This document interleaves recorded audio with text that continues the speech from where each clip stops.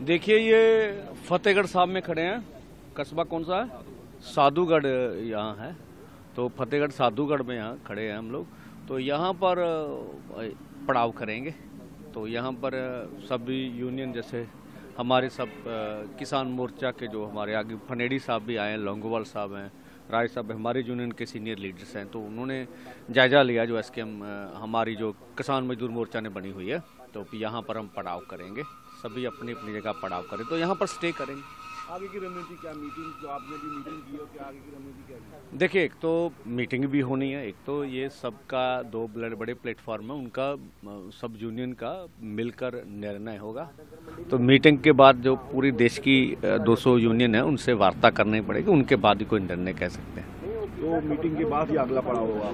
हाँ, देखिए, मीटिंग के बाद ही अगर सरकार कोई जैसे हमने आशा, मैंने बोला भी, अगर स्वयं प्रधानमंत्री जी कोशिश करें तो ये देश के किसान मजदूर से, जैसे 75 सालों से हमें एमएसपी खरीद की गारंटी का कानून नहीं दिया गया, उसके ऊपर बात कर, उसको कोई कैसा करे, कोई नोटिफिकेशन हो, कुछ इस तरह के हो। उसके बाद डॉक्टर स्वामीनाथन कमीशन की जो रिपोर्ट है C2 प्लस 50%, उसके हिसाब से हमें दाम मिले फसलों के। हम कहते हैं गन्ने के ऊपर C2 100 का दाम मिले। 1 साल की फसल, अभी पत्रकार पूछ रहे थे क्या है, C2 50 का मतलब जितना हमारा लागत खर्चा उसमें 50% मुनाफा दे।